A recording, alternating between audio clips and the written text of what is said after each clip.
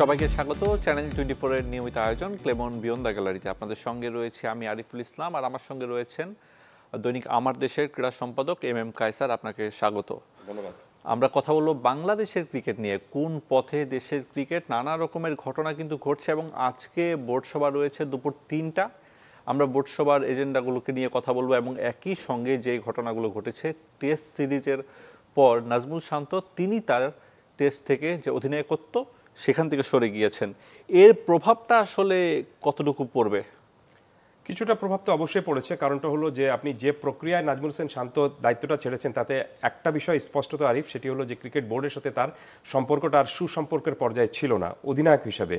দেখুন, তিনি সিরিজটা শুরু করার আগে ওয়ানডে অধিনায়কত্ব তার চলে গিয়েছে, সেটা তিনি জানতে পেরেছেন এবং শেষ মুহূর্তে জানতে পেরেছেন যখন তিনি সফরে যাচ্ছেন। ওয়ারাজ ওই সময়টায় তিনি কিন্তু এই সিরিজে ওয়ানডে সফর নিয়ে বা ওয়ানডে সিরিজ নিয়ে তার যে দল কি হবে সেটা নিয়ে ক্যাপ্টেনের কোচের সাথে আলোচনা করার একটা প্রক্রিয়ার মধ্যে ছিলেন। ঠিক তখনই তাকে শুনতে হয়েছে যে you are no more one day captain. তো এটা তার কাছে খুব একটা অপমানসূচক একটা মনে হয়েছে। যে কোনো ক্রিকেটারের কাছে কিন্তু তাই, বা ক্যাপ্টেনের কাছে তাই মনে হবে। দেখুন, ক্রিকেট বোর্ড ক্যাপ্টেন ঠিক করে, ক্রিকেট বোর্ডই ক্যাপ্টেন্সি থেকে কাউকে সরিয়ে দেওয়ার ক্ষমতাটুকু বা দায়িত্বটুকু রাখে, কিন্তু প্রক্রিয়াটা ঠিক হতে হবে। আপনি এটা শুধুমাত্র ক্রিকেট বোর্ড না, উদাহরণ হিসেবে যদি বলি আমি, আপনি দেখবেন যে কোনো কর্পোরেট হাউসেও আপনি যদি কাউকে বলেন তার চাকরিটি ইজ নো মোর লঙ্গার, তাহলে তাকে কিন্তু আপনি 1 মাস সময় দিবেন বা তার সাথে একটু আলোচনা করবেন বা কথা বলবেন। কিন্তু ওয়ান ফাইন মর্নিং আপনি অফিসে এসে শুনলেন যে আপনার চাকরি আজকে নাই, তখন আপনি কিন্তু এক ধরনের ধাক্কাটা খাবেন। মোস্ট প্রবলি নাজমুল হোসেন শান্ত এই ধাক্কাটাই খেয়েছিলেন সিরিজ শুরু করার আগে, কিন্তু যেহেতু সিরিজটা শুরু হয়ে গিয়েছে তখন তিনি এর ধরনের কোনো সিদ্ধান্তটুকু নেননি। বাট সিরিজটা যখন শেষ হয়েছে তখন তার কাছে মনে হয়েছে যে yes, this is the high time to show something, to show my guards, এবং একটা আত্মমর্যাদার বিষয় এখানে একটা রয়েছে। অসম্মান নিয়ে আপনি নিশ্চিতভাবে কিন্তু যতই সম্মানসূচক পদটা থাকুক না কেন, কিন্তু যখনই আপনি একটা অসম্মানের শিকার হবেন, একটা অমর্যাদার শিকার হবেন, সেখানে কিন্তু আপনার পার্সোনালিটিটাকে ধরে রাখতে হলে আপনাকে একটা সিদ্ধান্তে আসতে হবে। এই কারণে নাজমুল হোসেন শান্ত এই সিদ্ধান্তটা নিয়েছেন। যদিও ক্রিকেটিং আসপেক্টে যদি আপনি বলেন যে প্রভাবের কথা আপনি বলছিলেন, এটা নিশ্চিতভাবে বড় ধরনের একটা প্রভাব তো পড়বেই বাংলাদেশ ক্রিকেটে। কারণ এই ধরনের এইভাবে কোনো ক্রিকেটার সাম্প্রতিক সময় বাংলাদেশের ক্যাপ্টেন্সি থেকে সরে দাঁড়িয়েছেন সেরকম নজির কিন্তু নেই। এর আগে আমরা দেখেছি যে অনেক ক্যাপ্টেন ভালো পারফরমেন্স করতে পারেননি, নিজে ভালো পারফরমেন্স করতে পারেননি, দল ভালো পারফরমেন্স করতে পারেনি দেখে ক্রিকেট বোর্ড এক অর্থে তাকে বাধ্য হয়ে সরিয়ে দিয়েছে বা তার ক্যাপ্টেন্সিটা কেড়ে নিয়েছে, কিন্তু এখানে বিষয়টা সেটা ছিল না। সো আমি মনে করি যে ক্রিকেট বোর্ড যে সিদ্ধান্তটা নিয়েছে, যেটি আবার বলছি, সিদ্ধান্ত ক্রিকেট বোর্ড নিতেই পারে, কিন্তু প্রক্রিয়াটা আপনার একটা সঠিকভাবে যাতে হয় সেই জাস্টিফিকেশন ক্রিকেট বোর্ড এক্ষেত্রে করতে পারেনি। জি, আমিনুল ইসলাম বুলবুল তিনি দায়িত্ব নেওয়ার পর তিনি বলছিলেন যে টি-20-র মতো করে তিনি খেলতে চান। এটা কি প্রথম বাউন্সার ছিল? আমি ঠিক সেইভাবে যাব না। আমি বলবো যে দেখুন, আমিনুল বুলবুল এসেছেন, মাত্র এসেছেন, এবং এসেই তাকে এই ধরনের সিদ্ধান্ত একটা নিতে হয়েছে, এবং এই সিদ্ধান্তটা যে তার একক সিদ্ধান্ত তা কিন্তু না, এটা কিন্তু আপনি কালেকটিভ সিদ্ধান্ত, ক্রিকেট বোর্ডের সিদ্ধান্ত। সো এখানে কোনো একটা বিষয়ের জন্য শুধুমাত্র আপনার একজনকে দায়ী করলে আমি মনে করি যে জিনিসটা ঠিক হবে না। এখানে পুরো ক্রিকেট বোর্ড, তারা বোর্ড মিটিং করে এই সিদ্ধান্তটা নিয়েছে। দ্যাট মিনস এখানে শুধুমাত্র আমিনুল ইসলাম বুলবুল বোর্ড সভাপতি হিসাবে সিদ্ধান্ত নিয়েছেন এটা বলা যায় না। হ্যাঁ, মানতে হবে যে তিনি নেতৃত্ব দিচ্ছেন দেখে ম্যাক্সিমাম সিদ্ধান্তের দায়টা তার কাছে আসবে, কিন্তু বাদবাকি পুরো বোর্ড একমত হয়েই কিন্তু সিদ্ধান্ত নিয়েছে। এমন তো কোথাও আমরা শুনিনি যে কোনো একজন বোর্ড সভাপতি বলেছেন যে আমি এই সিদ্ধান্তে রাজি না, এই কারণে আমি নোট অফ ডিসেন্ট দিলাম, তাও কিন্তু হয়নি। অর্থাৎ পুরো বোর্ড একসাথে হয়ে তারপরে সিদ্ধান্ত নিয়েছে। কিন্তু প্রক্রিয়ার কথা যেটি আমি বলছি সেটি হলো যে তারা বলেছিলেন যে এই ধরনের সিদ্ধান্ত জানিয়ে দেওয়ার আগে নিশ্চিতভাবে যিনি বর্তমান আপনার ক্যাপ্টেন রয়েছেন তার সাথে আলোচনা করতে হবে, এবং যিনি ক্যাপ্টেন হচ্ছেন তার সাথেও আলোচনা করে একটা অ্যামিকেবল সিচুয়েশনে এসে তারপর এই পুরো জিনিসটা পাবলিকলি করার একটা বিষয়টা ছিল। যে দায়িত্বটা দেওয়া হয়েছিল আপনার টিম অপারেশনসের চেয়ারম্যানকে, কিন্তু আমার কাছে মনে হচ্ছে যে তিনি এক্ষেত্রে যেরকম একটা ডিপ্লোম্যাটিক একটা ভূমিকা পালন করার কথা ছিল সেই ডিপ্লোম্যাসিটা তিনি এখানে দেখাতে পারেননি। সেক্ষেত্রে কায়সার ভাই, যখন মেহেদী মিরাজ তিনি বলেন যে একদিন আগে আমাকে হুট করে জানানো হলো আমি অধিনায়ক হব ওয়ানডের, আমি নিজেও জানতাম না, ফাহিম স্যার ডেকেছেন, তারপর তিনি জানিয়েছেন সেটা। তো এই ধরনের পরিস্থিতিতে আপনি কি বলবেন যে মিরাজ প্রেস কনফারেন্সে এসে এই সব কথা বলেন? না, মিরাজ যদি বলে থাকেন যে একদিন আগে আমাকে জানানো হয়েছে যে আমি ক্যাপ্টেন হচ্ছি, ঠিক একই রকম ভাবে তাহলে একদিন আগে আপনি যার ক্যাপ্টেন্সি কেড়ে নিচ্ছেন বা যাকে সরিয়ে দিচ্ছেন তাকেও কিন্তু জানানো উচিত ছিল। এ কারণে আমি বললাম যে এই ডিপ্লোম্যাসিটা তারা ঠিকমতো রাখতে পারেনি। যদি সেটা করা হতো তাহলে দেখতেন যে এই জটিলতাটা আসতো না, এবং যে শান্তকে এইভাবে সরিয়ে দেওয়ার ফলে তিনি যেরকমভাবে নিজেকে একটা অসম্মানজনক একটা তার সাথে আচরণ করেছে ক্রিকেট বোর্ড, যেভাবে ভাবছেন, হয়তো সেই চিন্তা ভাবনাটা তার কাছে আসতো না। আমি আরিফ সবসময় একটা জিনিস বিশ্বাস করি, সেটি হলো যে আপনি আলোচনার ভিত্তিতে যে কোনো সমস্যার সমাধান করা যাবে, কিন্তু আপনি যখনই দেখবেন যে আমি একটু ক্ষমতা দেখাতে চাচ্ছি বা আমি একটু উপরে রয়েছি, আমি পরিচালক রয়েছি, আমি ক্রিকেটারের সাথে কথা বলবো কেন, এই ধরনের চিন্তা ভাবনা যখনই আপনি চলে আসবে দেখবেন যে আপনি পারবেন না। আমি উদাহরণ হিসাবে ছোট্ট আরেকটা উদাহরণটা দিচ্ছি। মানলাম এটা সিরিজ তার ক্যাপ্টেন্সি চলে যাওয়ার আগে এই বিষয়টা ক্রিকেট বোর্ড তার সাথে আলোচনা করতে পারেনি, তারপরেও তো আরও অনেক সময় ছিল। আপনি সিরিজ গল টেস্টের মাঝখানে আপনার টিম অপারেশনসের চেয়ারম্যান শ্রীলঙ্কা গিয়েছেন, মানলাম যে গল টেস্ট চলছে সেই সময় কথা বলা যাবে না, কিন্তু ম্যাচ চলাকালে কথা বলা যাবে না এটা কোথায় কোন কিতাবে লেখা রয়েছে? আমি বলছি না যে ম্যাচ চলাকালে আপনি কথা বলবেন, ম্যাচ তো 5টার সময় শেষ হয়ে যাচ্ছে, 5টা থেকে 10টা পর্যন্ত you have enough time to discuss anything. তো এটার মধ্যে যদি আপনি এটা ডিসকাস করেন তাহলে তার মনোযোগ সরে যাবে বা তার আপনি সমস্যা তৈরি হয়ে যাবে। আই ডোন্ট থিঙ্ক সো, এটা আমার মনে হয় না। মিডিয়া কমিটির যে চেয়ারম্যান ইফতেখার রহমান, তার কোট করে বলতে পারি, তিনি আমাদের সঙ্গে কথা বলেছেন যে নাজমুল আবেদিন ফাহিম তিনি নাজমুল শান্তর সঙ্গে কথা বলার জন্য সেখানে গিয়েছেন, কথা বলেছেন, অ্যাটলিস্ট আলোচনা হয়েছেন, শেষ মুহূর্ত শান্ত রাজি হননি। মানে আলোচনা তো সেখানে হয়েছে, শান্ত রাজি যখন হননি, এটা আসলে কিরকম দেখায়? না, এটা কিন্তু আমরা বোর্ড আপনার টিম অপারেশনসের যে চেয়ারম্যান তার কাছ থেকে শুনিনি। তার মন্তব্যটা যেটা আমরা প্রথমে শুনেছিলাম নাজমুল হাসান শান্ত ক্যাপ্টেন্সি ছেড়ে দেওয়ার পর, তিনি বলেছেন যে তিনি নিজেও সারপ্রাইজড। শান্ত এই ধরনের ইটি করবে বা সিদ্ধান্ত নেবে সেটা তিনি জানতেন না বা সেটার সঙ্গে তিনি মানে ওয়াকিবহাল ছিলেন না। দ্যাট মিনস আপনি যেরকমভাবে আপনি এই সিরিজ চলাকালীন সময় শান্ত যে একটু মন খারাপ করেছেন বা শান্ত যদি একটু অসম্মান মানে বোধ করছেন নিজেকে, এই জিনিসটা দূর করার, ওয়াইপ আউট করার দায়িত্বটা ছিল ক্রিকেট বোর্ডের পরিচালকদের বা যারা সেখানে গিয়েছিলেন, তারা সেই দায়িত্বটুকু ঠিকমতো সেখানে পালন করতে পারেননি। অথবা যদি তারা তার সাথে কথাও বলে থাকেন নাজমুল হোসেন শান্ত শেখ, তখন হয়তো রাজি হননি। তিনি যদি রাজি না হতেন তাহলে এটি আমি মনে করি যে মিডিয়া কমিটির চেয়ারম্যানের কাছ থেকে আমাদের ভায়া হিসাবে শুনতে হবে কেন? এটা তো আপনার টিম অপারেশনসের চেয়ারম্যান যিনি, তিনি এই কথাটি বলতে পারতেন যে আমি নাজমুল হোসেন শান্তের সাথে খোলামেলাভাবে এই বিষয়টা আলোচনা করেছি, কিন্তু নাজমুল হোসেন শান্ত ক্যাপ্টেন্সি যে ছেড়ে দিবে বা ক্যাপ্টেন্সি তার রাগ থাকতে চাচ্ছেন না, সেটা তিনি পরিষ্কার করেছেন আমার কাছে। কই, আমরা তো সে ধরনের কথা শুনিনি। জি, একজন দর্শক আমাদের সঙ্গে রয়েছেন। দর্শক, আপনার নাম পরিচয় জানিয়ে মতামত জানাতে পারেন, কোনো প্রশ্ন থাকলে সেটিও করতে পারেন। আমার নাম রিফাত। জি জি রিফাত, আমি সৈয়দপুর থেকে বলছি এবং আমার প্রশ্ন আছে একটা। জি, আমি চাচ্ছি বাংলাদেশ টি-20 দলে সাব্বির রহমানকে ফেরানো উচিত, যেটা কতটা গুরুত্বপূর্ণ? কাকে ফেরানো উচিত? তিনি সাব্বির রহমানকে চাচ্ছেন।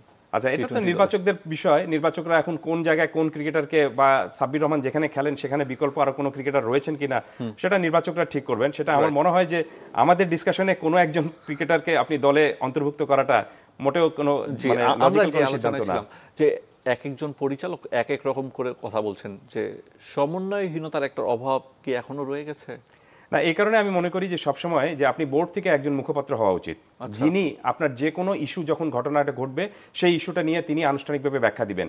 কিন্তু যখনই আমি ক্যামেরা নিয়ে একজনের কাছে যাব বা আমি আমার মোবাইল ফোন নিয়ে একজনের কাছে যাব, তিনি যখনই একটা কথা বলে ফেলবেন এখানে, তখন সেটা কিন্তু শুধুমাত্র তার কথা থাকে না, সেটা কিন্তু বোর্ডকে রিপ্রেজেন্ট করে। এটাও আপনাকে বুঝতে হবে। কারণটা হলো যে তিনি বোর্ডের পরিচালক হিসেবে এই কথাটা বলছেন। সো এই কারণে আমি সবসময় একটা জিনিস বিশ্বাস করি, সেটা হলো যে আপনি ক্রিকেট বোর্ডের যে কোনো বিষয়ের মানে যে কোনো আপনার গুরুত্বপূর্ণ কোনো বিষয় অনেক সময় ঘটে থাকে, সেটা মিডিয়াকে জানানোর জন্য একজন নির্দিষ্ট কাউকে মুখপাত্র হিসেবে রাখলে তাহলে দেখবেন যে তিনি যেটা বলবেন সেখান থেকেই যদি আপনি বাদবাকি সবাই যদি সেটা কোট করতে পারেন, তাহলে পুরো বিষয়টা খুব একটা সহজ সমাধান হয় এবং এখানে আপনি কোনো জটিলতার তৈরি হয় না। কিন্তু যখন দেখবেন যে আপনি কোনো একটা নির্দিষ্ট বিষয় এক পরিচালক এক কথা বলছেন এবং আরেক পরিচালক এক কথা বলছেন, তখন কিন্তু বোঝা যাবে যে তাদের মধ্যেই আপনার সিনক্রোনাইজেশনটা নেই। সেটা আমি মনে করি যে ক্রিকেট বোর্ড নিজেদেরকে পেশাদার দাবি করে, ক্রিকেটাররাও পেশাদার, কিন্তু তারপরেও আমি মনে করি যে এই সমস্যার সমাধানের জন্য আমাদেরকে একটু পেশাদারি আচরণ করা উচিত। একটা বিষয় আপনি লক্ষ্য করেন কিনা, যে বাংলাদেশের ক্রিকেটে একটু যে তথ্য গোপন করার ব্যাপারটা থাকে, যেগুলো দেয়া যায় ইনফ্যাক্ট গণমাধ্যমে, সে কারণে আসলে পরবর্তীতে নানা ধরনের জটিলতা তৈরি হয়। শুধু তথ্য গোপন না, আমি তো বলবো যে বাংলাদেশ ক্রিকেট বোর্ড পরিচালক হিসেবে যারা রয়েছেন, বিভিন্ন জায়গা থেকে বিভিন্ন বিভাগ বা জেলা থেকে যারা এসেছেন, তাদের একটা দায়বদ্ধতা থাকা উচিত যে তারা যেখান থেকে ভোট হয়ে করে এসেছেন তাদের সেই জেলাগুলিতে ক্রিকেট হচ্ছে কিনা। আমি উদাহরণ হিসেবে বেশি দূর যাব না, শুধুমাত্র দুটো উদাহরণ দেই। এখন দেখবেন যে আপনি বর্তমান বোর্ড সভাপতি বেশ কয়েকটা জেলা এবং বিভাগে সফর করেছেন। তিনি রংপুরে গিয়েছেন, বরিশালে গিয়েছেন, এবং বিভিন্ন জায়গায় তিনি ক্রিকেটের যে দুরবস্থা দেখেছেন তাতে তিনি সরাসরি কিন্তু একটা তার অসন্তুষ্টি প্রকাশ করেছেন। সো আমার কথা হলো যে বরিশালে 10-12 বছর ধরে ক্রিকেট লিগ হয় না, কিন্তু বরিশালে তো গত 20 বছর ধরে ক্রিকেট বোর্ডকে রিপ্রেজেন্ট করার জন্য একজন পরিচালক ছিলেন।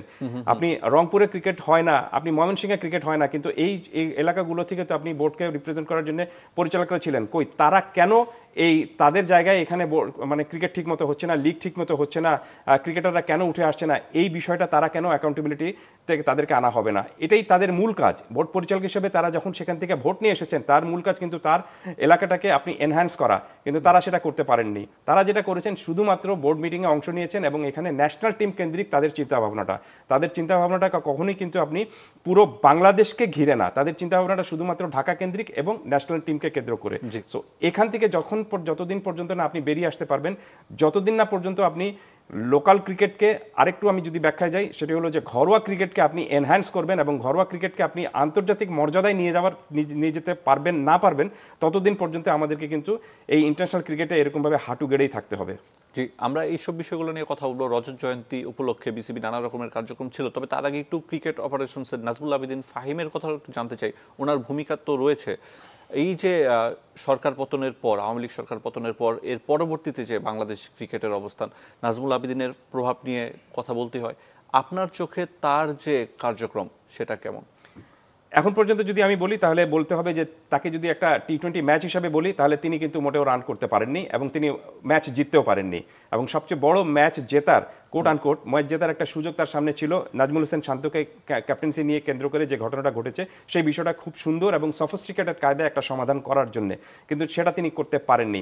এটি হলো একটি দিক। আরেকটি দিক হলো যে টিম অপারেশনসের কাজ হলো কিন্তু আপনার টিম অপারেশনসের চেয়ারম্যান বা আপনি সদস্য সচিব যারা থাকবেন তাদের সাথে কিন্তু ক্রিকেটারদের এক ধরনের কিন্তু খুব সুন্দর একটা সিনক্রোনাইজেশন থাকতে হবে। ক্রিকেটাররা যেন মনে করতে পারে যে এটা আমাদের সবচেয়ে বড় নিরাপদের জায়গা, এটাই আমাদের নিরাপদ স্থল। কিন্তু সেটা যতক্ষণ না পর্যন্ত আপনার এই জিনিসটা আসবে ততদিন পর্যন্ত আপনি এখানে দেখবেন যে সবসময় এক ধরনের মনে হবে যে ইয়েস আমরা বোধহয় ক্ষমতার চেয়ারে, অতএব আমরা একটু কমান্ড করব বা আমরা একটু কর্তৃত্ববাদী আচরণ করব।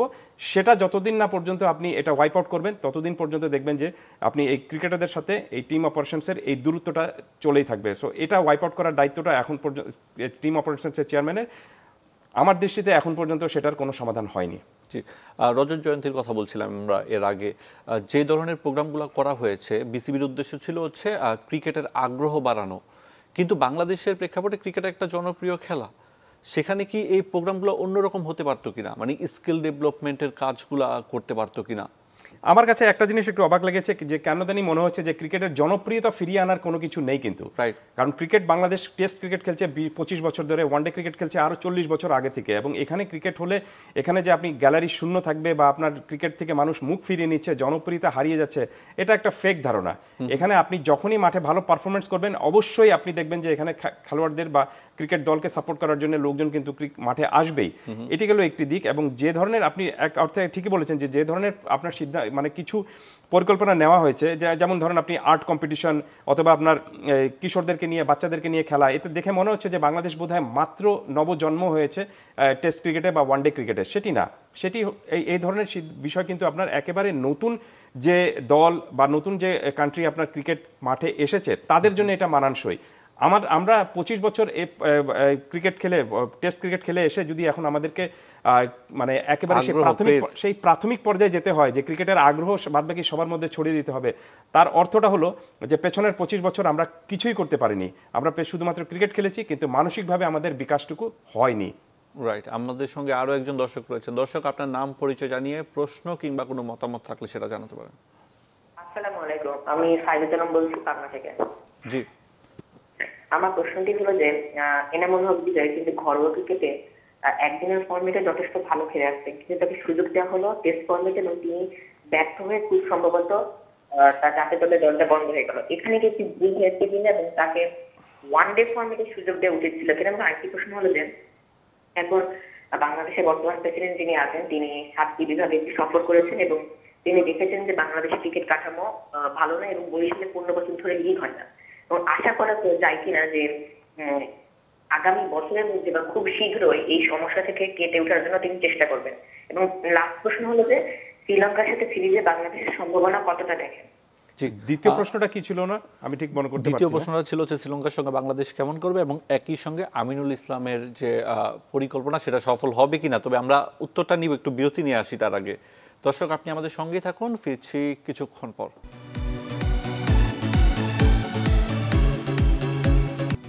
বিরতির পর আবারও ফিরে এলাম ক্লেমন বিয়ন্ড দ্য গ্যালারিতে। আপনাদের সঙ্গে রয়েছে আমি আরিফুল ইসলাম, আর আমার সঙ্গে রয়েছেন দৈনিক আমার দেশের ক্রীড়া সম্পাদক এম কায়সার। একজন দর্শক কোশ্চেন রেখেছিলেন যে এনামুল বিজয় ঘরোয়া লিগে পারেন, জাতীয় দলের হয়ে পারেন না, তার ক্যারিয়ারটা নিয়ে যদি এখন কথা বলি। তিনটা প্রশ্ন তিনি রেখেছিলেন, আমি ছোট্ট করে তিনটাই দিয়ে যাচ্ছি। যে এনামূলক বিজয়, দেখুন শুধুমাত্র একজনকে কেন্দ্র করে তো কোনো দিন আপনি কোনো ক্রিকেট দল চলতে পারে না। সো এনামূলক বিজয় টেস্ট টিমে ছিলেন, তিনি ব্যর্থ হয়েছেন এবং তিনি পরবর্তীতে সুযোগ পাবেন কিনা সেটা নির্বাচকদের বিষয়।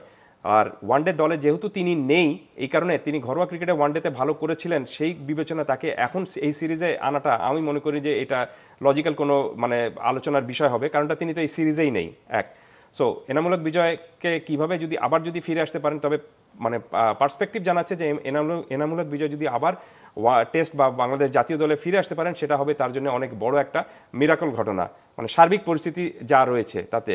আর আমিনুল ইসলাম বুলবুলের সাথে আমার নিজে কথা হয়েছে এবং আমিনুল ইসলাম বুলবুল নিশ্চিতভাবে আপনি ক্রিকেট ইন্টেলিজেন্সি তার দুর্দান্ত এবং ক্রিকেটকে কিভাবে এগিয়ে নিয়ে যেতে হবে সেই বিষয়টা তার খুব ভালো মতো জানা রয়েছে। মানে আপনার এই প্রাতিষ্ঠানিক ওয়েতে এবং আপনার সিস্টেমেটিক ওয়েতে কিভাবে ক্রিকেট এগিয়ে নিয়ে যাওয়া যেতে পারে। তবে বাংলাদেশের মতো জায়গায় এবং তিনি যাদেরকে নিয়ে কাজ করছেন এই বোর্ডের সঙ্গে বা যারা রয়েছেন তাদের সবাইকে নিয়ে তিনি কতদূর সফল হবেন সেই বিষয়টা আমার যথেষ্ট সন্দেহ রয়েছে। কারণটা হলো যে ক্রিকেট বোর্ডে এখন যারা রয়েছেন তারাই কিন্তু গত 20 বছর ধরে ছিলেন। এখানে মাত্র একজন নতুন লোক এসেছেন, তিনি হলেন আপনি নাজমুল আবেদিন ফাহিম। বাদবাকি সবাই কিন্তু 20 বছর ধরেই এই ক্রিকেট বোর্ডে ছিলেন। তো 20 বছর ধরে যদি আপনি পারেন নেই, তাহলে এই 21 বছর মধ্যে এসে আপনি পরবর্তী 1 বছরের মধ্যে আপনি অনেক কিছু চেঞ্জ করে ফেলবেন, আই ডোন্ট বিলিভ ইট। এক, আর তৃতীয় যে কোশ্চেনটা ছিল শ্রীলঙ্কা সফরে বাংলাদেশ দল কেমন পারফরমেন্স করবে।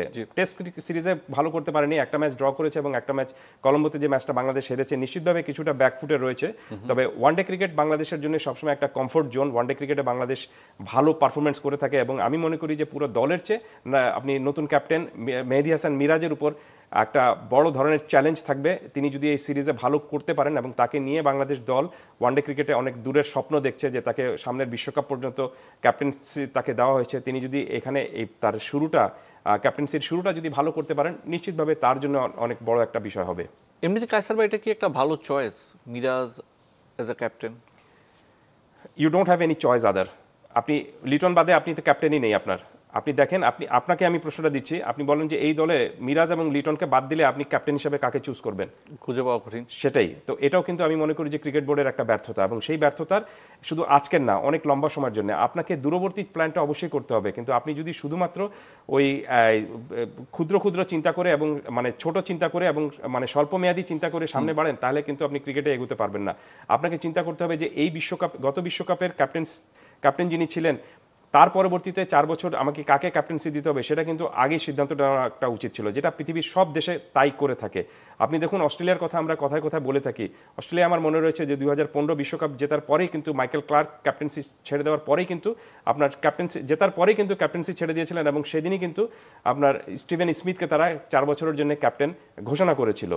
সো এটাই হলো গিয়ে আপনার কিন্তু যেটা আমি একটু আগে বললাম যে প্রফেশনাল একজন ক্রিকেট বোর্ড কিভাবে এগোতে পারে, সেটা যদি আপনি এরকমভাবে চিন্তাটুকু করে থাকেন যে শুধুমাত্র একটা টিমের জন্য না, আপনি শুধু টেস্টের জন্য না, ওয়ানডে বা টি-20-র জন্য। আরেকটা বিষয় একটু যোগ করি, সেটি হলো যে বাংলাদেশ দল এখন যে 3 ফরম্যাটে 3 ক্যাপ্টেনের চিন্তাটা করছে, এটি আমি মনে করি যে অনেক কি বলে আপনি খুব উচ্চাভিলাষী একটা চিন্তা বাংলাদেশ দলের জন্য। আর তিন ক্যাপ্টেন যখন আপনি করবেন এবং সেই 3 ক্যাপ্টেন যখন আপনি 3 ফরম্যাটের মধ্যেই থাকবেন, তাহলে তো আপনি ড্রেসিং রুমে দেখা যাবে যে 3 ক্যাপ্টেন একসঙ্গে হচ্ছেন। একটা ফরম্যাটে আপনি কমান্ড করছেন, আরেকটা ফরম্যাটে আরেকজন কমান্ড করছেন। এর ফলে যেটা হবে যে কমান্ডের যে একটা আপনার সিঙ্ক্রোনাইজেশন দরকার বা একটা কর্তৃত্ববোধ প্রয়োজন, সেখানে এক ধরনের ঘাটতিটা তৈরি হবে। খুব সম্ভবত নাজমুল হোসেন শান্ত এই সমস্যাটা টের পেয়েছিলেন বলেও কিন্তু তিনি এই ক্যাপ্টেন্সিটা ছেড়েছেন। জি, আরো একজন দর্শক আমাদের সঙ্গে রয়েছেন। দর্শক, আপনার নাম পরিচয় জানিয়ে কোনো প্রশ্ন থাকলে করতে পারেন। হ্যালো, আসসালামু আলাইকুম। ওয়ালাইকুম আসসালাম। যে আমি সিলেট থেকে বলছি। জি বলেন।